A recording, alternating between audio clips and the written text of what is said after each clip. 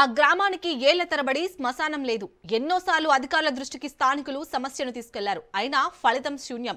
ఎవరైనా చనిపోతే సమీపంలోని చెయ్యేరు నది ఇసుకలో పూడ్చుకుంటారు. ఇక వరదలొస్తే పరిస్థితి మరింత దారుణంగా ఉంటుంది. ఉమ్మడి కడప జిల్లా నందులూరు మండలం పొత్తపి దళితవాడలో పరిస్థితి ఇది. స్థానికంగా ఉంటున్న పెంచలయ్య అనే వ్యక్తి మృతి చెందాడు. అంతిమ సంస్కారం చేసేందుకు చోటు లేదు. ఉన్న నదీ ప్రాంతమంతా వరద నీటిలో నిండిపోయి ఉంది. దీంతో ఏం చేయలేని పరిస్థితుల్లో పెంచలయ్య మృతదేహాన్ని తీసుకెళ్లి చెయ్యేరు బాహుదా నదిలో అలాగే పడేశారు. ఇంతవరకు బాగానే ఉంది. ఆ తర్వాత ఇదే వరద ప్రవాహంలో గ్రామస్తులు పడేసిన శవం ఎక్కడైతే తేలిందో అది పోలీసులకు సమాచారం అందితే ఆ తర్వాత జరిగే విచారణ సస్పెన్స్. ఏంటనేదే అసలు సిసలు ప్రశ్న. ప్రభుత్వ అధికారులు స్పందించి పొత్తపి దళితవాడకు శ్మశాన స్థలాన్ని కేటాయించాలని గ్రామస్తులు కోరుతున్నారు.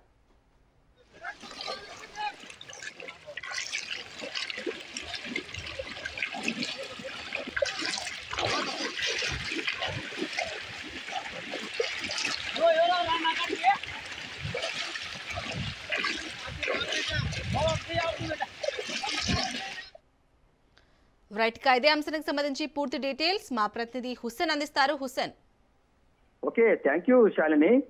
శాస్త్ర సాంకేతిక పరిజ్ఞానంతో ఆర్టిఫిషియల్ ఇంటెలిజెన్స్ పేరుతో మరో మానవ ప్రపంచం సృష్టిస్తున్నటువంటి ఈ రోజుల్లో సైతం కొన్ని గ్రామీణ ప్రాంతాల్లో కనీసం శ్మశాన స్థలం కూడా లేనటువంటి పరిస్థితులు ఎదురవుతున్నాయని మనం చెప్పుకోవచ్చు.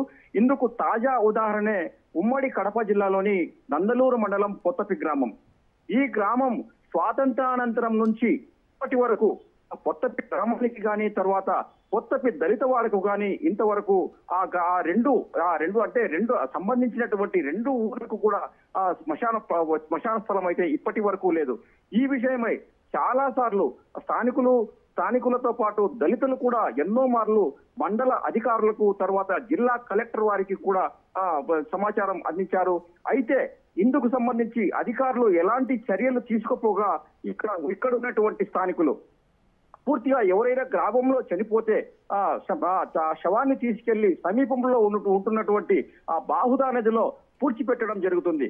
అయితే చాలా సమయాల్లో అంటే కొన్ని సమయాల్లో మాత్రమే అనేకమైనటువంటి ఇబ్బంది పరిణామాలు ఏర్పడుతున్నాయని మనం చెప్పుకోవచ్చు. ఎందుకంటే వర్షపు రోజుల్లో అంటే వర్షాకాలంలో తర్వాత వరద ప్రవాహం జరిగేటువంటి సమయంలో ఇలాంటి మృత్యువాత పడితే ఎవరైనా మృత్యువాత పడితే ఆ శవాన్ని పూడ్చడమే ఈ స్థానికులకు చాలా గగనంగా తయారవుతుంది. అయితే ఇప్పుడు మనము చూస్తున్నటువంటి సీన్ లో మాత్రము ఖచ్చితంగా ఆ గ్రామస్తులు పడేటువంటి వేదన ఏమాత్రం ఎలా ఉందో కూడా మనము ఊహించవచ్చు. దాదాపు ఆ మోకాల్లో నీళ్ళలో ఒక శ్మశానాన్ని ఒక శవాన్ని పాడెపై తీసుకొని దూరంగా అంటే ఊరికి దూరంగా వెళ్ళి అక్కడ అంత్యక్రియలు అంటే సాధారణంగా ఏ విధంగా అయితే అంత్యక్రియలకు ఉపక్రమిస్తామో అదే విధంగా చేసి ఆ శవాన్ని అక్కడ దూరంగా వదిలేయడము ఆనవాయితీగా వస్తుంది.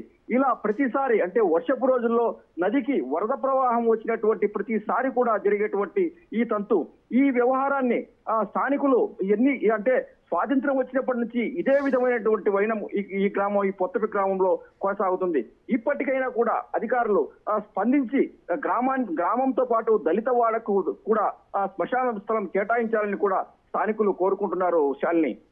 అలాగే హుస్సేన్, మరి ఇప్పటికే అక్కడ స్థానికులు కానీ గ్రామస్తులు కానీ శ్మశాన వాటిక స్థలం గురించి అయితే అధికారులకు విన్నవించారు. మరి ఎందుకు అక్కడ అధికారులు ఇంత నిర్లక్ష్యం వహిస్తున్నారు? అంటే గ్రామస్తులు కూడా కొద్దిగా అంటే ఇటువంటి కష్టము ఏర్పడినప్పుడు మాత్రమే వాళ్లకు సమస్య గుర్తుకొస్తుంది. అలాగే అధికారులకు కూడా విన్నవించుకోవడం జరుగుతుంది.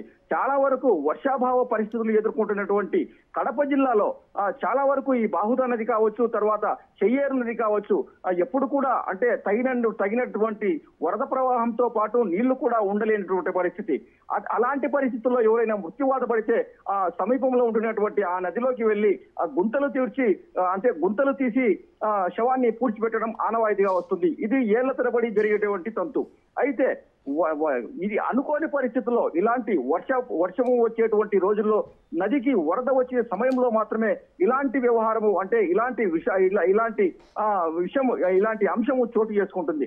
అటువంటి పరిస్థితుల్లో మాత్రమే ఈ విధమైనటువంటి ఇబ్బందులు ఎదుర్కొంటున్నారు. దీంతో అటు గ్రామస్తులు చాలా సార్లు విన్నవించుకున్నారు. అంటే స్పెషల్ గా ఇలాంటి ఇబ్బందులు ఎదుర్కొన్న శ్మశాన స్థలాన్ని కేటాయించాలని కూడా చాలా సార్లు అధికారులకు విన్నపించుకోవడం జరిగింది. అయితే అధికారులు తీవ్రమైనటువంటి ఈ విషయంలో నిర్లక్ష్యం వహిస్తున్నారని కూడా మనము చెప్పుకోవచ్చు. శాలిని.